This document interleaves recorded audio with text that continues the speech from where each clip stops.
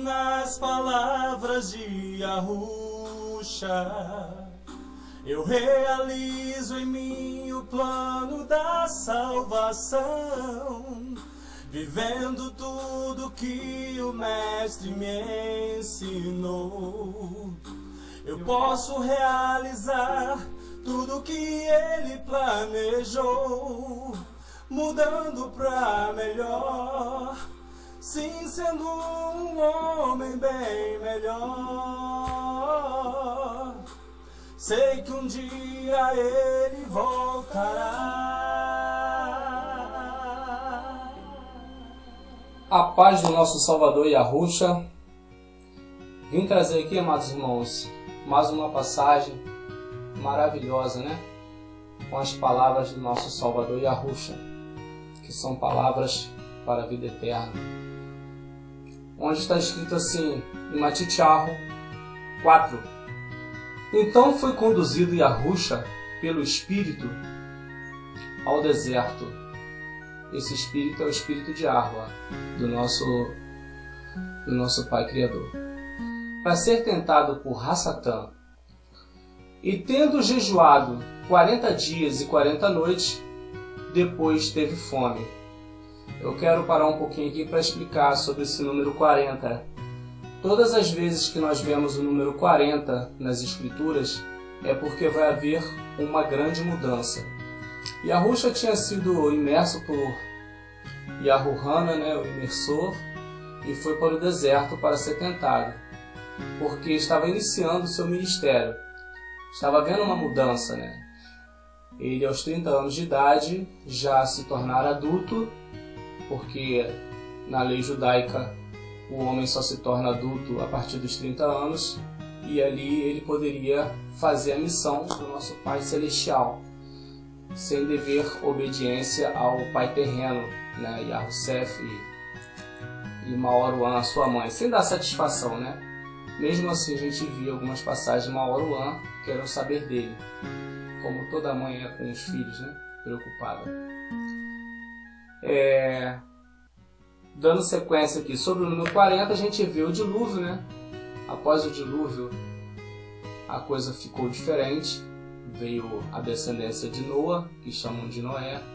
A gente vê os 40 dias de Mehoshua no monte, para receber as tábuas da lei.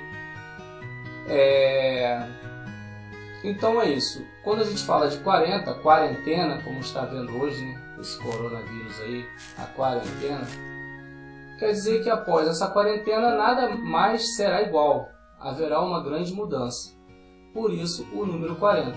Só que hoje em dia o ser humano não consegue mais ficar 40 dias e 40 noites sem se alimentar.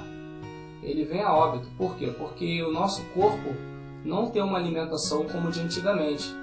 Os homens tinham mais resistência. Se uma pessoa tentar fazer isso hoje, corre um sério risco de morrer, ficar sem comer e sem beber durante 40 dias. Só um milagre mesmo para essa pessoa se manter viva. Então não te aconselho a fazer isso, a jejuar 40 dias e 40 noites, porque primeiro que não há mais necessidade disso, né, de jejuar. Mais à frente eu vou fazer um estudo sobre isso.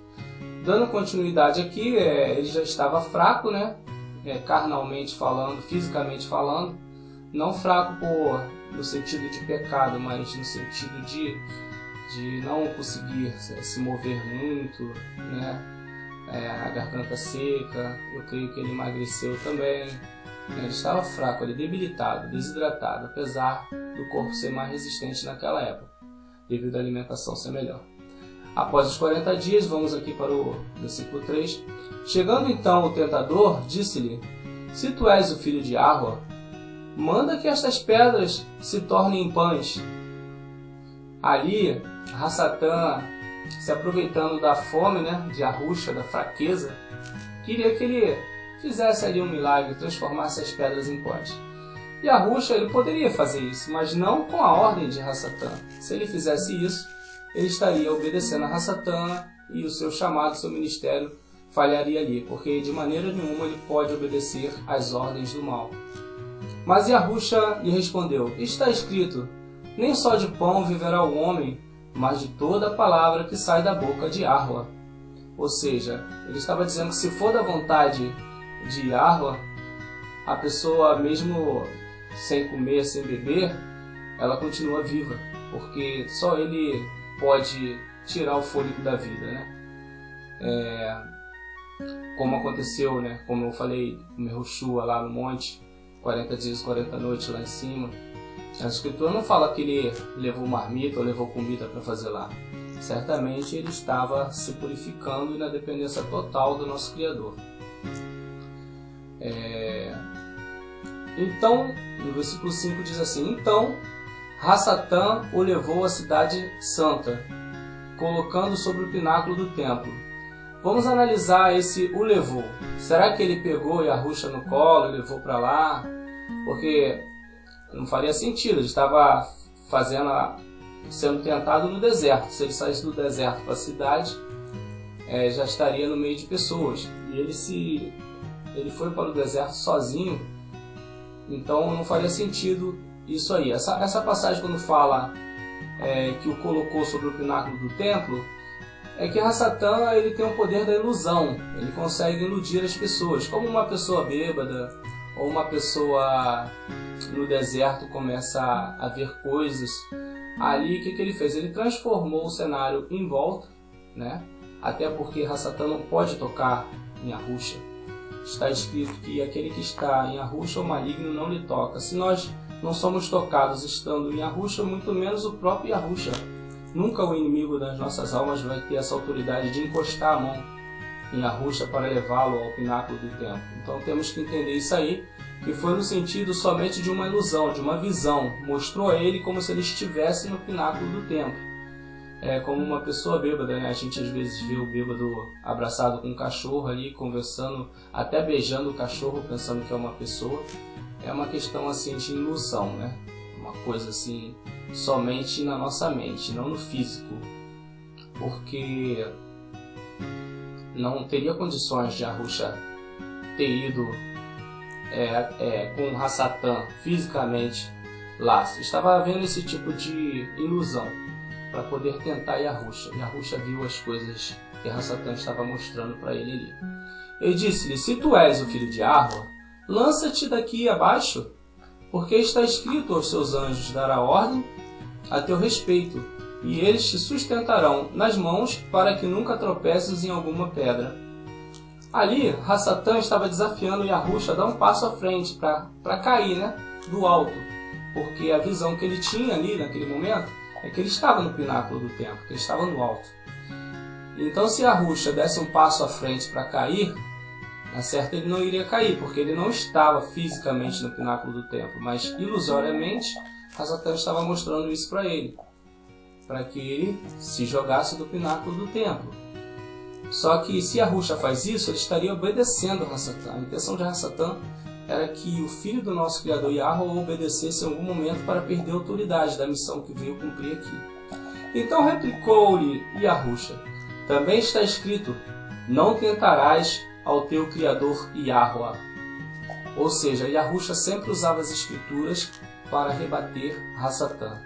Hassatã usava as escrituras distorcidamente para tentar enganar Yahusha, né, que estava ali fraco, debilitado, com fome, cansado, para que em algum momento ele errasse, ele falhasse e não cumprisse a sua missão. Novamente, no versículo 8, Hassatã o levou a um monte muito alto, mais uma vez ilusoriamente, e mostrou-lhe todos os reinos do mundo e a glória deles. E disse-lhe: tudo isso te darei se prostrado me adorares. Olha, essa resposta de Yahusha agora eu quero falar para vocês prestarem bastante atenção. Isso é uma resposta que ele vai dar a Hassatã que serve para todas as religiões. Preste atenção no que Yahusha vai falar. Então ordenou-lhe Yahusha: vai-te, Hassatã, porque está escrito, ao teu Criador Yahweh adorarás, e só a ele servirás. Ou seja, ele está dizendo que é para adorar somente ao Criador, e somente servir ao Criador. Nós vemos em outras religiões as pessoas se prostrando a ídolos, se prostrando a imagens e servindo a outros deuses. No caso, Yahusha deixou bem claro aqui, eu vou repetir, ó. Então ordenou-lhe Yahusha: vai-te, Hassatã, porque está escrito: ao teu Criador Yahweh adorarás, e só a ele servirás. Então Hassatã o deixou, e eis que vieram os anjos e o serviram. Nós podemos ver aqui que quem serviu Yahusha, alimentou, trouxe comida, né? Como ele próprio falou que nem só de pão viverá o homem, mas de toda a palavra que sai da boca de Yahweh, foram os anjos, né? Por quê? Porque ele ainda não estava com seus discípulos. Ele ainda não tinha formado os discípulos quando ele foi para o deserto. Os discípulos poderiam estar nesse momento levando comida. Ele poderia falar: após 40 dias vocês levem comida para mim e tal. Mas não, porque ele ainda não tinha formado os seus discípulos. Ele ainda iria formar os seus discípulos. Aí no versículo 12 diz assim: ora, ouvindo Yahusha que Yahuhana fora entregue, retirou-se para a Galiléia. Ou seja, quando Yahuhana foi preso, a mulher de Herodes mandou prender, né? Então ele retirou-se para a Galiléia. E no versículo 13 diz assim: e deixando Nazaré, foi habitar em Cafarnaum, cidade marítima, nos confins de Zebulon e Naftali. Ali é que ele conhece, né, Cafos, né, que chamam de Pedro, e começa a reunir os discípulos para o seguir. Entendeu, amados? Então essa é a palavra que eu quero trazer para hoje. Está em Matitiahu 4, que alguns chamam de Mateus, né? Sabemos que o nome é Matitiahu.